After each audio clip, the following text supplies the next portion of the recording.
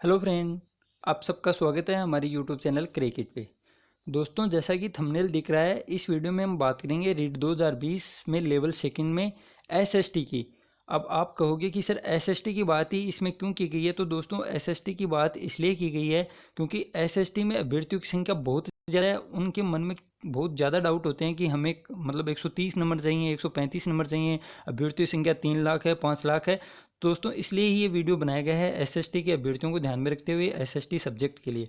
इसलिए अगर आपने एसएसटी सब्जेक्ट है तो आपको वीडियो लास्ट तक देखना चाहिए, आपके लिए बहुत ज़्यादा हेल्पफुल रहेगा।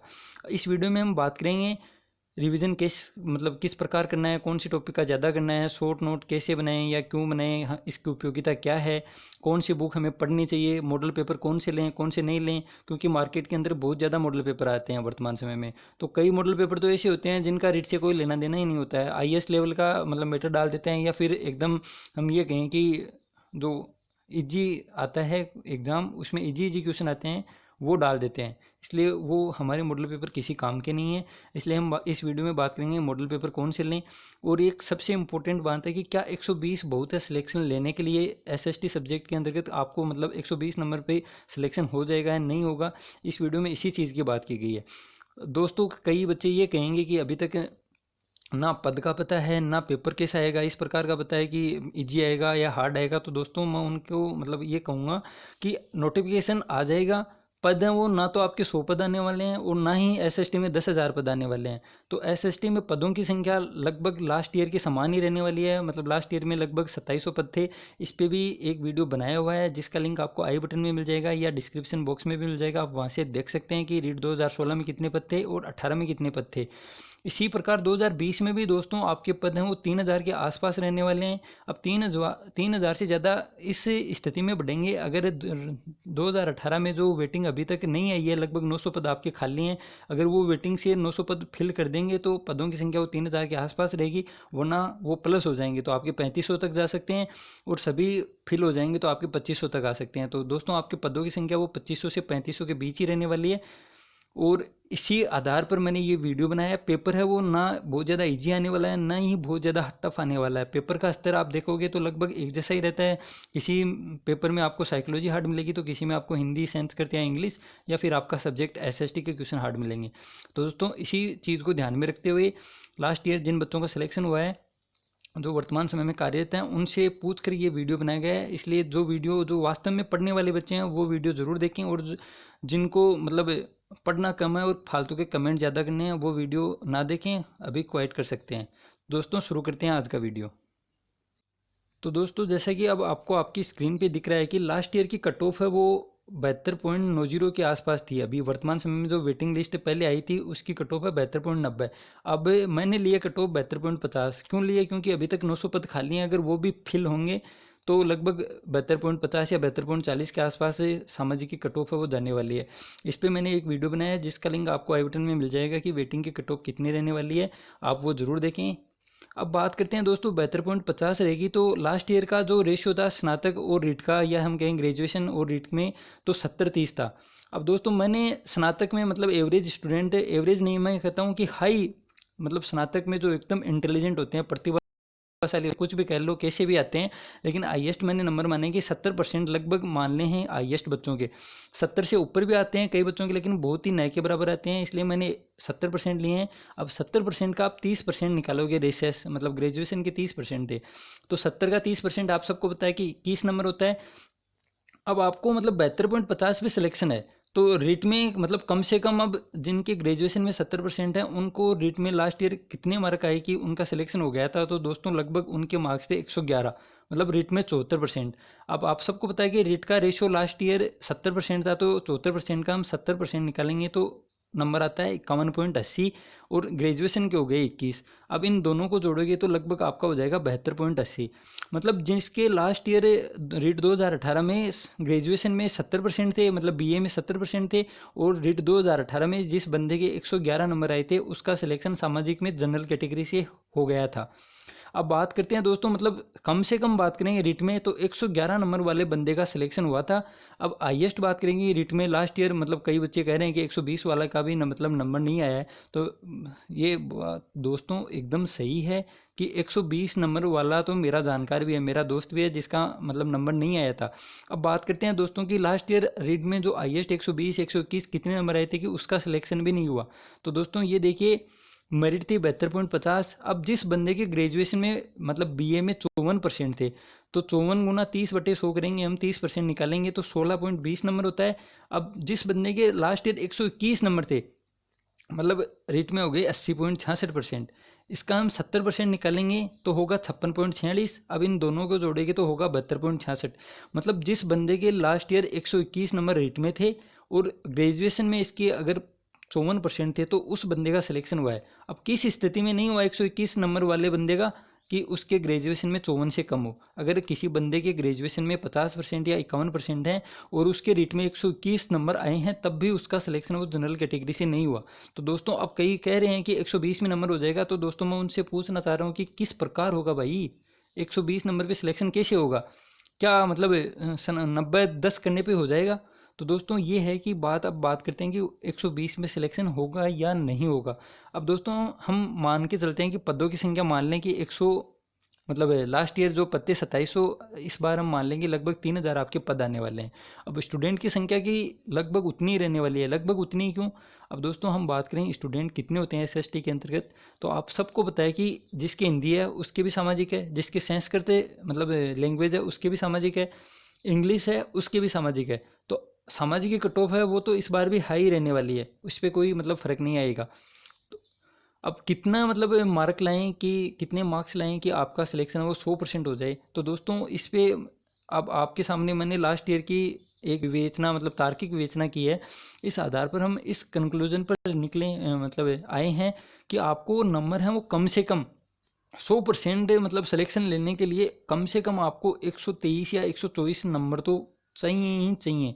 क्योंकि लास्ट ईयर जिस बंदों का सिलेक्शन हुआ है उनके नंबर थे 111 से लेकर 121 तक बीच में। अब 120 121 122 वाले तो लास्ट ईयर के बंदे भी हैं जिनका अभी तक सिलेक्शन नहीं हुआ है। ये बात दोस्तों एकदम 100% सच है कि 123 या 124 नंबर वाले स्टूडेंट में शायद हो सकते हैं, क्योंकि उनके ग्रेजुएशन में आप सबको पता है कि मैंने 54% तो साधारण लिए हैं, 54 से भी कम होते हैं कई के। अब अगर किसी बंदे के 123 हैं और उसके ग्रेजुएशन में मतलब 52% नहीं है, तो उसका सिलेक्शन नहीं हुआ है। इसलिए आप सबको पता होना चाहिए कि रीट में अभी तक 123 वाले बंदे तो लास्ट ईयर रीट 2018 वाले बैठे हैं और उनका डिप्लोमा 31 जुलाई तक वैलिड है। अब 31 जुलाई से पहले तो आप सबको पता है कि भर्ती अगर कोर्ट में नहीं जाएगी तो आराम से पूरी हो जाएगी, इसलिए वो फार्म फिल करेंगे। और 123 तो उनके हैं, तो आपका कैसे हो जाएगा 120 में? तो दोस्तों अगर पेपर उसी प्रकार का आता है जो लास्ट टाइम आया था, तो आपको कम से कम 125 मार्क्स लाने की तैयारी करनी चाहिए। अब दोस्तों सिलेक्शन तो इससे कम में भी हो जाएगा, मेरे को भी पता है कि लगभग 122 123 पे सिलेक्शन आराम से हो जाएगा, क्योंकि इस बार जो एवरेज है वो 70-30 के स्थान पर 90-10 होने वाला है, जिससे फ़ायदा होगा। जिसके रीट में ज़्यादा नंबर आएंगे उसको, स्टूडेंट को ज़्यादा फ़ायदा होगा, और जिसके ग्रेजुएशन का मतलब नंबर है वो ज़्यादा इफेक्ट नहीं डालेंगे। लेकिन फिर भी दोस्तों 1-1% का भी फ़र्क पड़ता है, 90-10 में भी फ़र्क पड़ेगा, 70-30 में ज़्यादा पड़ा था, 90-10 में भी पड़ेगा। तो ये बात है दोस्तों, आपके 125 प्लस लाने की आपको कोशिश करनी चाहिए, क्योंकि आप सबको पता है कि हम 125 की मतलब आप सोच के चलोगे तो 125 तक पहुंचो, कोई ज़रूरी नहीं है। आप 125 की मेहनत करोगे तो आपको 1-2 नंबर कम ही मिलेंगे। फिर ऐसे क्वेश्चन भी आते हैं जो बोनस मिल जाते हैं, या फिर किसी बुक में कुछ है किसी बुक में कुछ है, तो आपका मतलब आता हुआ भी गलत हो जाता है। 1-2 क्वेश्चन वैसे भी होते हैं, 1-2 क्वेश्चन आपको मतलब गोले काले करने में OMR सीट में भी मतलब मिस्टेक हो जाती है। इसलिए आपको 125 की मेहनत करनी चाहिए कि 125 से प्लस आपका टारगेट होना ही चाहिए। और आपके मार्क्स हैं वो 122 123 पे आएंगे तो आपका सिलेक्शन है वो 100% हो जाएगा, क्योंकि इस बार 90-10 होने वाला है। तो 90-10 में फ़ायदा जो रेट में ज़्यादा आएंगे उन बंदों को ज़्यादा होगा, इसलिए 125 प्लस टारगेट होना चाहिए। अब दोस्तों बात करते हैं कि कौन सी बुक से तैयारी करें। अब दोस्तों बुक में आते हैं, तो बुक में हम बात करें तो बुक में आप पहले, सबसे पहले हम बात करते हैं साइकोलॉजी की। तो दोस्तों साइकोलॉजी की बात करें तो साइकोलॉजी में मतलब कौन सी बुक पढ़ें? अब मार्केट के अंदर की बहुत गाइडें आती हैं, जैसे अवनी की बात करें या प्रभात वाली बात करें, वंदना जादौन जी की है, तो बुक हैं दोस्तों सभी अच्छी हैं। लेकिन अगर आप पहली बार साइकोलॉजी पढ़ रहे हैं तो आपको अवनी कम से कम पढ़नी चाहिए, क्योंकि उसकी लैंग्वेज बहुत ज़्यादा टफ है, उसमें वाक्य हैं वो अधूरे दिए हुए हैं, आपकी समझ में बिल्कुल नहीं आएगी। इसलिए अगर आप पहली बार साइकोलॉजी पढ़ रहे हैं तो आप प्रभात वाली ले सकते हैं। इसके अलावा जिस भी कोचिंग में आप पढ़ रहे हैं या जिस भी कोचिंग की तैयारी कर रहे हैं वो नोट्स आपके लिए बहुत ही मतलब ज़्यादा काफ़ी हैं, एकदम से काफ़ी हैं। क्योंकि साइकोलॉजी में आप ये समझें कि हम अवनी पढ़ लेंगे या कोई दूसरी पढ़ लेंगे, 30 में से 30 नंबर आप ले आएंगे, तो ये आपकी मतलब गलतफहमी है दोस्तों। किसी भी कोचिंग में या किसी भी बुक में से 30 क्वेश्चन साइको के आपको नहीं मिलेंगे। लास्ट टाइम वाले क्वेश्चन भी इस बार गाइडों में नहीं है दोस्तों, ये बात हकीकत है। आप पढ़ के देख लें कि लास्ट टाइम जो रीट के 30 क्वेश्चन थे वो लास्ट टाइम की बात नहीं कर रहा हूँ, इस बार भी गाइडों में नहीं है वो 30 क्वेश्चन। सिर्फ पेपर हल जहाँ करवाया हुआ है वहीं पे उनके आंसर हैं, उसके अलावा आगे टॉपिकों में कोई आंसर नहीं दिया गया है कि ये टॉपिक यह था और इसका आंसर ये था लास्ट टाइम रीट में। तो दोस्तों ये हकीकत है। आप जिस भी कोचिंग की कर रहे हैं मतलब तैयारी कर रहे हैं, उस कोचिंग के नोट्सों को आप 2 या 3 बार की आपको कम से कम वो पूरे याद हो, तो आपके 20 से प्लस मार्क्स हैं वो वहाँ से आ जाएंगे। फिर उसके बाद अगर आपके पास टाइम मिले तो आप पढ़ लें कोई गाइड लाकर। अगर आप पहले से तैयारी कर रहे हैं तो आपको अवनी है वो आपके लिए बेस्ट है। अवनी में भाषा थोड़ी मतलब कठिन है, लेकिन उसमें टॉपिक बहुत ज़्यादा दिए हुए हैं, एकदम ये कह सकते हैं कि वृहत नॉलेज हो जाएगा आपका साइको के अंतर्गत। उससे बाहर क्वेश्चन आने की संभावना है दोस्तों, मैं कह रहा हूँ कि 30 में से 30 क्वेश्चन तो नहीं आएंगे। कोई सी भी गाइड से आप पढ़ लें, किसी भी कोचिंग से तैयारी कर लें, 30 में से 30 क्वेश्चन आपको साइको में नहीं मिलेंगे उस गाइड से या उस कोचिंग से। लेकिन फिर भी आप 25 प्लस 26 प्लस की तैयारी कर सकते हैं। उसके अलावा आपको इस चैनल पे क्या मिलेगा साइकोलॉजी के लिए, तो दोस्तों इस चैनल पे मैं आरपीएससी फर्स्ट ग्रेड 2018 की सभी जो सब्जेक्टों के 30-30 क्वेश्चन आते हैं वो लगभग हमने 13 या 14 पेपर सोल्व कर लिए हैं। तो आप इस प्रकार देखोगे तो लगभग 400 क्वेश्चन तो सोल्व हो चुके हैं, और हर दिन उसका एक वीडियो में डालता हूँ। तो आपके लिए बहुत ही ज़्यादा बेनिफिशियल रहेगा कि कौन से टॉपिक है वो हार्ड आता है आपको, तो कौन से का मतलब रिवीजन ज़्यादा करना है, कौन से का कम करना है। ये सब चीज़ आपको पुराने जो आए हुए क्वेश्चन मतलब पेपर सोल्व करोगे तो उससे ज़्यादा पता चलेगा। तो आप वो ज़रूर देखें, उसकी प्लेलिस्ट चैनल पे बनी हुई है, आप वो देख लें एक बार, आपको पसंद ज़रूर आएगा। उसके अलावा बात करते हैं दोस्तों आप साइकोलॉजी के टॉपिक की। तो आप सबको पता है कि साइकोलॉजी में टॉपिक हैं वो सबसे ज़्यादा कठिन क्या है, एक तो अधिगम है, अधिगम के क्वेश्चन बहुत ज़्यादा डिफिकल्ट आते हैं, उनकी लैंग्वेज बहुत ज़्यादा हार्ड आती है।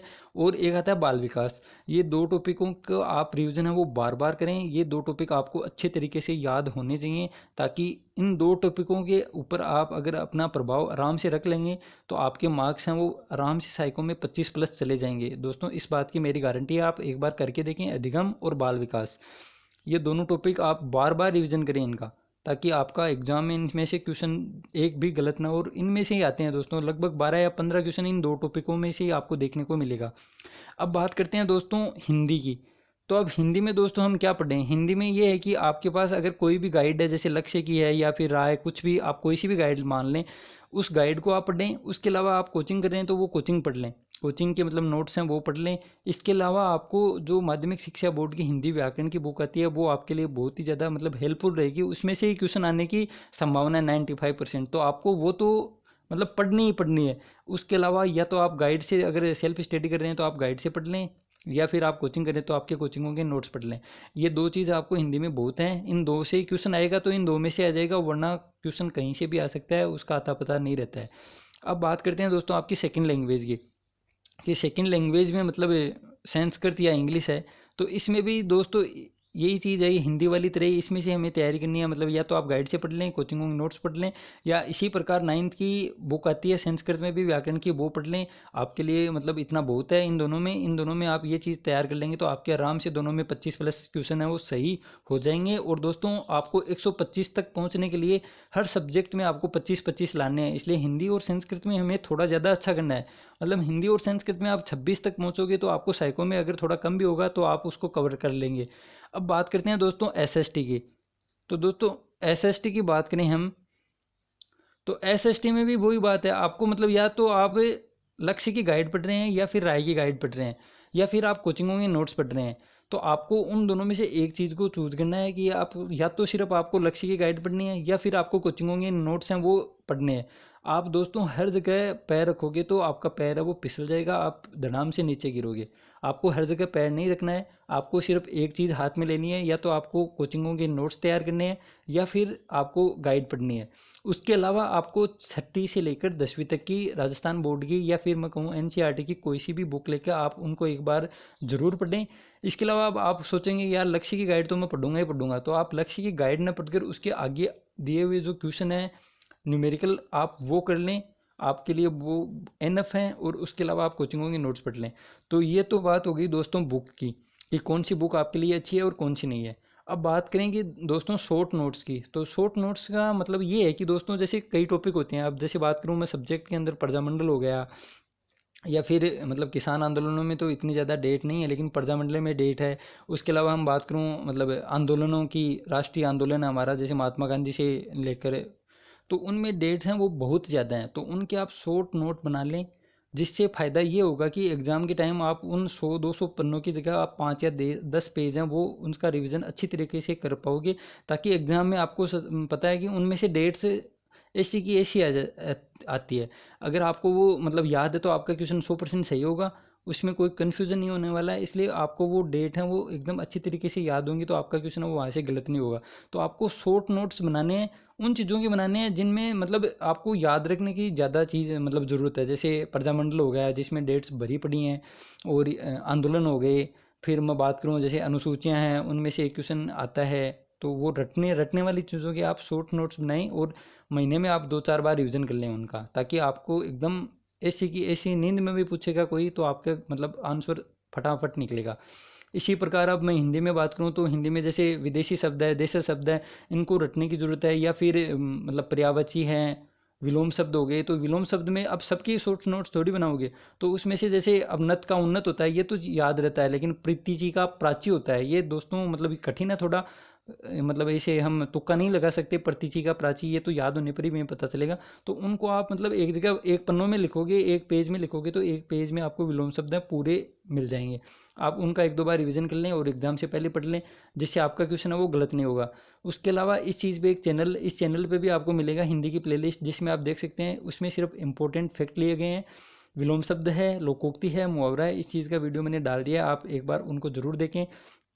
अब दोस्तों हमने सेफ स्कोर जान लिया कि आपको लगभग 125 प्लस का टारगेट लेकर चलना चाहिए, ताकि आप 122 123 तक पहुंचें, आपका सिलेक्शन है वो 100% हो जाए। बुक्स की हमने बात कर ली, रिवीजन की बात कर ली, शॉर्ट नोट्स की बात कर ली।